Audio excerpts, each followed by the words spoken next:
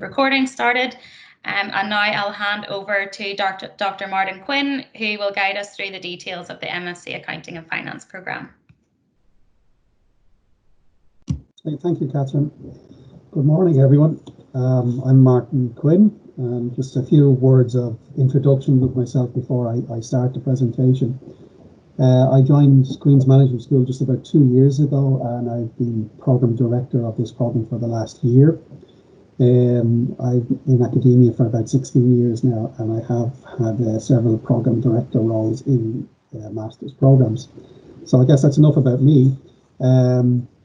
So before I get into the detail of the programme itself, just a couple of slides about Queen's Management School. So hopefully everybody's seen the shared screen okay. So just to give you some highlights of the school, school is well ranked in various rankings, as you can see there. Like we're ranked in the top 200 in the Times Higher Education, the top 10 in the UK in Accounting and Finance. And we also have a trading room, which I'll talk about shortly in a little bit more detail. We've got close links with industry, particularly because of the accounting profession. And, you know, as Catherine has said, that we have a dedicated international office, and we've got, you know, international student advisors and so on. Just said a little bit more maybe about the trading room. The trading room is, you can see a picture of it here. We have 12 Bloomberg terminals on campus, and as part of the MSc in Accounting and Finance programme, along with other programmes, you will have access to that. Some classes are taught in this room, and the Davy Group, which is one of Ireland's leading providers of wealth management services, provides a fund of £35,000 to be managed. So, you know, it's real experience with real money. And while I don't teach this topic, a finance topic, I do hear that the fund does reasonably well, which is good to hear. So that's just a little brief introduction about the school. In terms of industry engagement, you can see here a selection of employers that we either work with or perhaps where former students have been employed. There's some quite big companies, some international companies, some local companies. And, you know, our employment prospects, I'll talk a little bit more about later as well. Okay.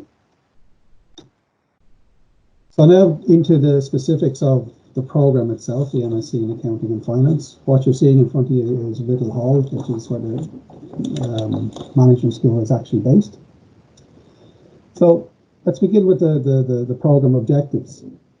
So the key objective is obviously to advance your studies of accounting and finance.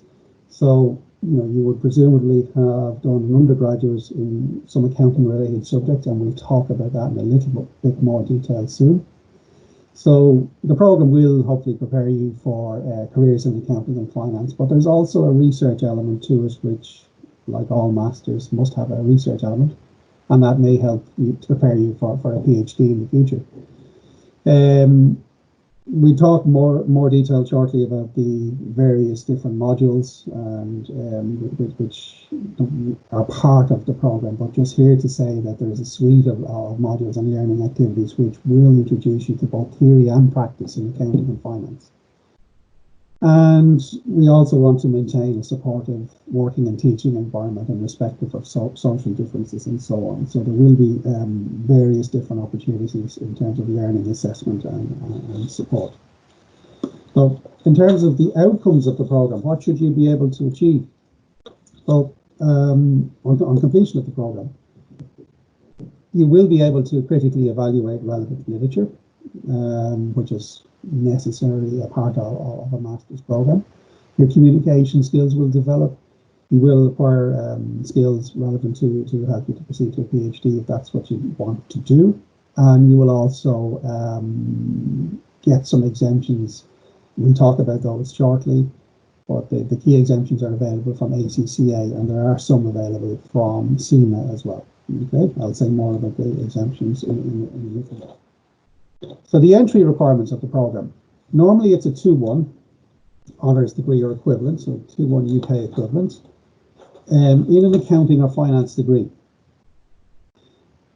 We will accept applicants from degrees in other areas, such as engineering or maths or management or economics, provided that there are enough relevant subjects within that. So what that really means is you need to have enough accounting in your degree. So for example, if you had an engineering degree with one module of accounting, that probably wouldn't be enough. Whereas if you had an engineering degree with 2 or 3 or 4 or 5 modules of accounting and finance in good depth, that may be enough. So those decisions will be made on a case-by-case basis. You also need to have an IELTS score of 6.5, with not less than a 5.5 in any component, or something which is equivalent to the IELTS, and it will be acceptable by the university. And that score must have been taken within the last 2 years. Okay, so hopefully that helps. In terms of the program structure, there's 7 taught modules. I'll give you some more detail on those modules in the next slide. So there's 7 compulsory taught modules, 4 in the first semester and 3 in the second. And then there's an optional module in the second semester. And there's 2 possible routes in the third semester, the summer semester. In those modules, the assessment will be varied, as you can see on the right-hand side of the screen. There'll be individual assessments and group works, and presentations, and class tests, and there's discussions and various independent activities, and obviously the traditional examination. At the moment in the course structure, typically the coursework is no more than 40%, ranges from 30 to 40%, so that means 60 to 70% is typically some kind of traditional end of module examination. In the current environment, those module examinations are obviously happening online, but we would traditionally have sit-down examinations. Okay, to give you a little bit more detail on what those taught modules are. So you can see here in semester 1, there are 4 compulsory modules, as I've said: international financial accounting and reporting, and financial management, and corporate finance. And then in the middle of that, we have this module called case studies in accounting and financial management. What that is case-based teaching on the first 2. So it's a combination of financial reporting and financial management, and it's case-based. So your assessment and your teaching will be based on cases. In the second semester, you can see 3 compulsory modules: accounting and performance management in public sector and not-for-profit.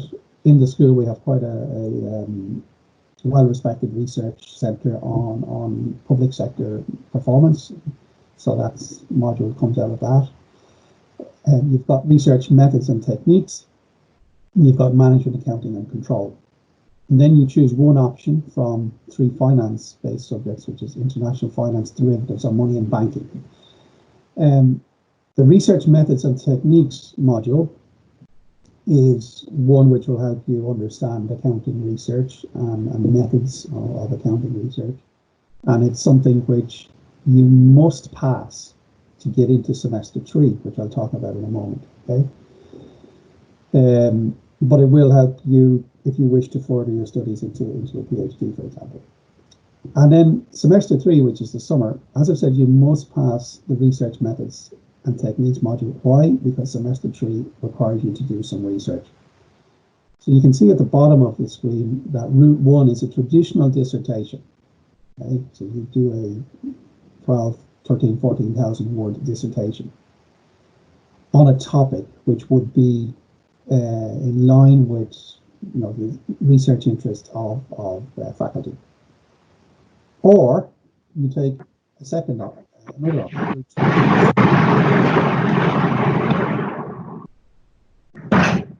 Someone turned their mic off, perhaps? Yeah. Okay, so route 2 is the academic research project, which has 3 components: auditing and accountability, ethics and governance, and the critical literature review.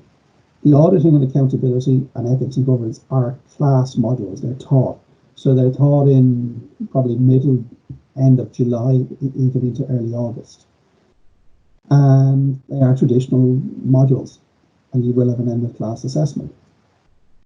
As well, as part of that route 2, you'll do what's called a critical literature review, which we could say is sort of a shortened version of a dissertation. in that you must critically review academic literature.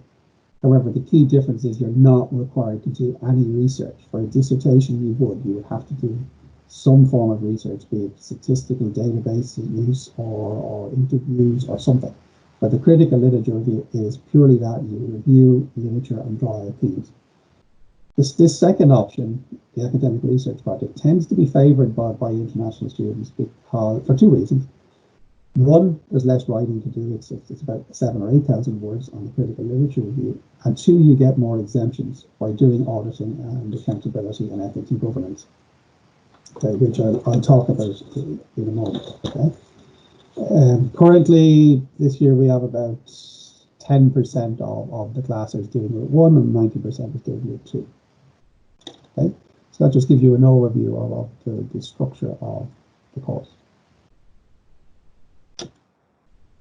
So, key exemptions are available from ACCA. The items in green are the ones that you will get automatically on completion of the program. So accounting and business, management accounting, financial accounting, corporate and business law, performance management, financial reporting, and financial management.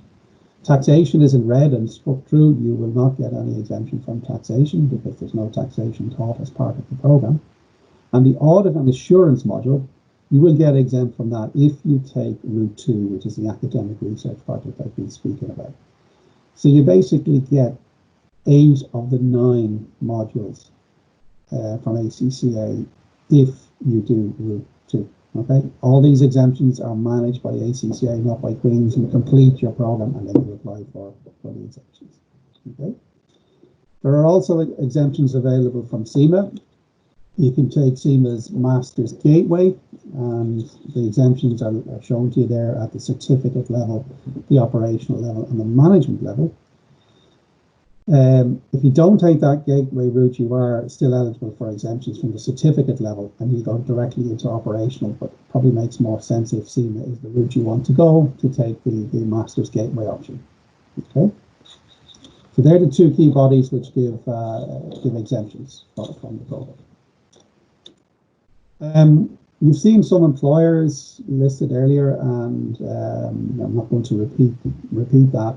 But what kind of jobs do graduates from this program get? End up in accounting practice or consulting within some of the firms, banking, fund management, broking, even general management, government agencies or the audit firms, but also in finance, investment analysis and valuation. And also some graduates and even some current people in the current year are talking to me about doing a PhD, because you will gain some research competencies to allow you to continue scholarly work in the field of accounting, if that's what you would like to do. As I said earlier, the research methods module is one which would prepare you for that. Okay. So just, I suppose, almost to summarize things, what we provide in this program is quality teaching with a wide range of learning methods and technology. The environment of school is quite internationally oriented. We also have, the program itself may have quite a number of students, but we do break that down into smaller classes or tutorials, and we do have in-class discussions. And most of our staff, dare I say all of our staff, are quite willing to support and available to you. What we do expect from students, obviously, is full attendance and good engagement with the course. Obviously, that's why we have the IELTS standard, which is 6.5, as said earlier. And we do require a bit of commitment, but this is, I suppose, a requirement from any student. And if you do this, well, then you will be generally successful in any course. Okay, I think the next slide is about scholarships and loans, and I think I'm going to hand over to Catherine. Yes, thanks, Martin. Thanks for that. So I know there's mostly international students on this webinar, but 1 or 2 domestic students as well. So I just wanted to flag the information about scholarships for those of you who either already hold an offer for this year's entry or who are still planning to apply. So we have 400 awards of £1,000 available to applicants holding an offer, and if you pay a deposit of £400 before the 31st of May, then you will be eligible for that scholarship. So you do still have time to avail of that if you have not done so yet. Another fee reduction that we offer is the early bird reward. So if you hold an unconditional offer and you can pay 90% of your fees by the 30th of June, then you would receive a further 10% discount on your gross fees for the 1 year. And then the third scholarship available for international students is the Vice Chancellor's Attainment Scholarship. So that's a full fee scholarship, but there are only 2 scholarships available for all international postgraduate students. So you do have to submit a separate application for that. You can find the information on the website, and the deadline to apply is the 12th of May. So in order to be eligible for that, you do need to hold an offer and have accepted your offer, but it does not matter if your offer is conditional or unconditional at this stage. You would be eligible either way. So you can find a bit more information about all of those scholarships on the international scholarships section of our website. If you do have questions about that, you can email me separately, or you can ask about it at the end of the presentation. And then for any domestic fee-paying students, there is a tuition fee loan available for the programme. So the Northern Ireland Department for the Economy provides a loan of up to £5,500 for postgraduate study. And that works in a similar way to your undergraduate student loan, and it can be added onto your undergraduate student loan, and it's paid off in a similar way. Yes, so that's just an update on the fees, but I think, Martin, have you now finished? I'm now finished, yes. Okay. Just say thanks, and if you have any questions. Okay, so if anyone has any questions, can you put them in the chat box, and we'll stay on the call for another 10 or 15 minutes to try and answer as many as possible.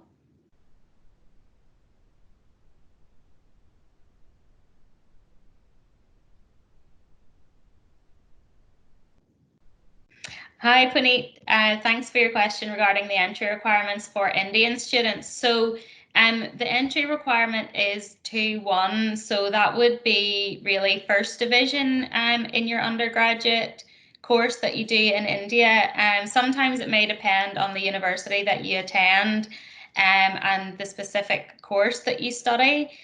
So it's better for us to assess eligibility on a case-by-case basis.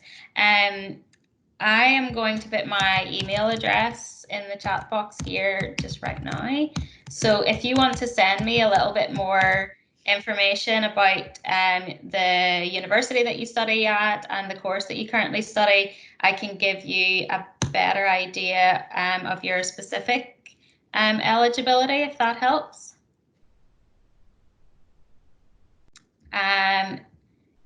Yes, Sabir, do you want to elaborate a little bit on the question that you have for the scholarship, and I can answer? And then just regarding the scholarship again, for Shees, so the Vice Chancellor Scholarship is a 100% full fee scholarship, and that would be the only one that's available for postgraduate studies. So you do have to submit a separate application for that. You can find the application on the website in the international scholarship section. So it's a short application form on the website, and then you have to submit a 2-minute video, and you really have to demonstrate what studying the course that you've chosen would do to help your future career, what you could give back to the environment at Queen's, and yeah, it's quite subjective, so it's better to have a look on the website and prepare that video. Let me see what other questions we have. Question from Nasir. Martin, do you want to answer that, or do you want me to clarify that a little bit more? No, I I can answer. Okay. The question was, what's the difference between the first route and the second route? In terms of credits, none. They are 60 credits each. Route 1 is a dissertation. You write a 15,000 word dissertation. Route 2 is you have two taught subjects, auditing and accountability and ethics and governance, and a critical literature review, which is about 7,000 words. So it's a review of academic literature, which is shorter than a dissertation. That's the key difference. They both happen over the same period of time from about mid-June until early September. I hope that answers the question. Thanks, Martin. So from Debanjali, what about the accommodation for Indian students? Is it provided? Yes, so we do have on-campus accommodation available. There's a few different options. Again, you can find those on our website. So you can submit your application for accommodation if you already hold an offer for the course. And if you don't, once you apply and receive an offer for the program, then you can go ahead and submit an application for accommodation. And so we do have a range of accommodation to suit most people's needs. They range from shared rooms to private rooms with en-suites to apartments. So there is a wide range available, and we do guarantee international students their accommodation as well.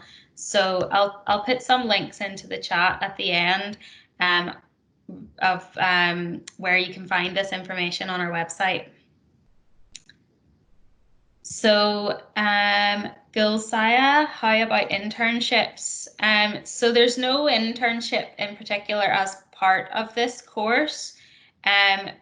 Martin, is there anything in addition that any students do while they're studying, or maybe it's just recommended then, you know, once you had finished the course, to try and get a graduate position. But Martin, I'm not sure if you work closely with any companies that provide any international students internships in particular. Not specifically, no, but I do know that like a lot of students will maybe in spring start to look around for roles in for example EY or the larger firms which offer graduate programs beginning in September. Thank you. Yeah, if you want to ask a question verbally, then you can put your microphone on and just make sure you turn it off as soon as you're finished. Hi, can you hear me? Yes. Okay, my question is related to the scholarship. I already hold an offer for September 2020, and I'm decided that I will defer it to the next intake. So my question is very specific to the £1,000 scholarship that I'm already awarded from Queen's Management School. So if I defer it to the next year, the scholarship will not be deferred, right? It will be nullified to this year, right? That's my question number one. Yeah, so we wouldn't normally transfer a scholarship from one year to the next. The scholarships usually can change year on year, so we wouldn't be able to guarantee that you would still have the £1,000 scholarship. But hopefully there would be another scholarship available that you would still be eligible. Does that help? Yeah, that helps. So what I understood is if I defer to the next year, depending on the availability of scholarship amount in subsequent year, I will get probably some other amount. May not be 1,000, maybe more or less, something like that, right? Yeah, exactly. Another question is about the early bird something I have seen in the presentation. So say my classes will start in next year September. So if I pay by June of next year, 90% of my tuition fee, I will get roughly £2,000 off from the total fees. Is that correct? Yes. So the early bird scholarship, I mean, the current scholarship details are only relevant to this year's entry, just to clarify that. So we can't guarantee exactly that everything's going to be the same for 2021 entry, but generally the early bird reward does remain the same. So if that's the case and you already hold an unconditional offer and you pay 90% of the fees by June, then you would receive the additional 10% discount. Thank you. The very last question, that is, in the next year, I can still apply for the Vice Chancellor's Attainment Scholarship, right? Even if I differ from, correct. You can apply again, yeah, next year, yeah. Thank you very much. Okay. Okay, thank you. So the next question, when is the deadline for application? Would it be possible to show?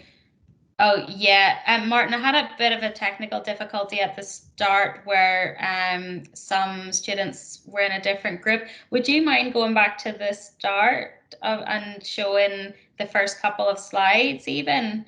But I'll also share the slides with everyone at the end. So in terms of the deadline for application, there isn't a strict deadline as such. It really depends on the numbers that we get on the program. But at the minute, the applications are still opened. Edmund, are you a local student from Northern Ireland or the United Kingdom? If so, the applications will remain open for slightly longer for domestic students. International, okay. So generally it would depend again with numbers, and then also just to make sure that you leave enough time to organize your visas and everything. So in normal circumstances, we would recommend making sure that you have applied for the program by at least May, so that you have enough time to organize your visa and accommodation and everything. So I would still recommend that for now, although things are quite unsure at the moment with exactly what the start dates and everything will be at this stage. I hope that answers. So Felicia, yes. So our question is just if conditional or offer holders can participate in the Vice Chancellor Scholarship. Yes, you can find the full terms and conditions. Thank you, Eureka, you've shared the link. So you can find the full terms and conditions in that link. So both unconditional and conditional offer holders can apply for the Vice Chancellor Scholarship. And just another question about, I have your email, Sabir, so I might just take the questions offline because I would need to double check the detail around when payments would be required if you're planning to defer entry. Does anyone else have any further questions? For anyone who joined a little bit later, the full presentation has been recorded, so I will share the full recording with everyone via email, and you can reply to me directly if you still have any questions. So just another question there asking, so not fluent in English and they have an unconditional offer, will that affect study? If you meet the English language requirements, generally you should be fine. Martin, do you have any additional feedback? If you do struggle on the program, there's additional in-sessional English courses that we do offer. Yeah, so it'll depend on your level, but if you meet, I mean, the English language requirements are there to make sure that the students are capable. I don't have anything additional to add to what you've Okay. said. That's it, I think, yeah. Okay, another question. Because I'm an INTE student, when I finished International Year 1, can I still apply for the scholarship? I'm not 100% sure. So you should be able to apply for the scholarship before you complete your International Year 1, because you would have already submitted your application. So I'm actually a little bit confused. So this is a postgraduate program. If you're still studying international year 1, then you would be progressing into the undergraduate accounting and finance accounting program. Could you just clarify?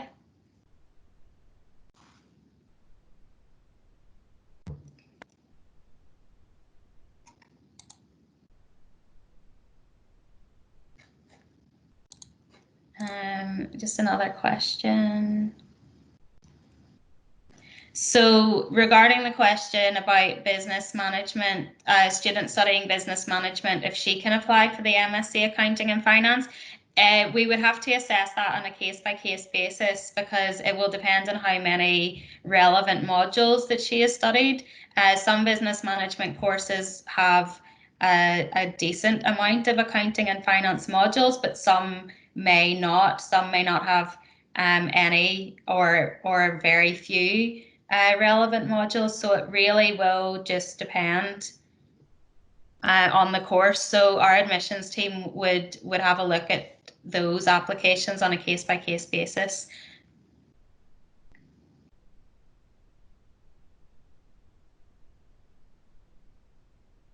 Oh, thank you for clarifying. So this year you're entering the business management course into year 2. Right, okay. So Martin, is our own business management program, do you often take students directly from it? Can you advise? I honestly can't tell you what's happened in the past. I'm only in this role about a little under a year. I think it would be assessed the same as any other program. I'm not 100% on the actual content of it. Okay, no, I'm not sure. Grand. I don't know of any current students who have. Yeah, no, that's okay. I think B-Ling has kindly provided some more information for that student. Thanks, B-Ling. Okay, does anybody else have any further questions?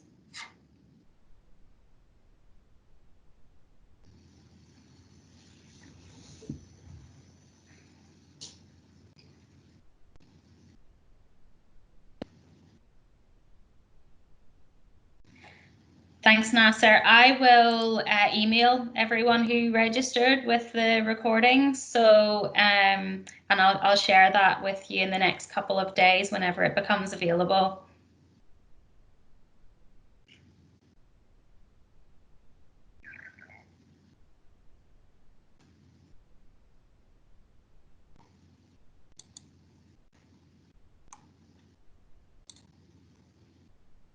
You're welcome.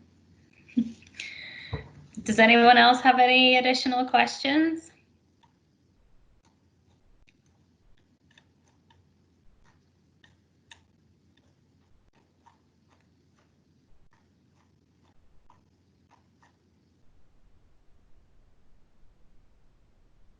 Okay, well, if there's no further questions at this stage, I think we'll go ahead and end the session. But you can email me directly. Everyone should have my email address. And I'll also email out the recording as soon as it becomes available to everyone. Okay, so thank you very much for joining. Thank you very much to Dr. Martin Quinn for delivering the session on the MSc Accounting and Finance, and we'll hopefully welcome all of you to Queen's very soon.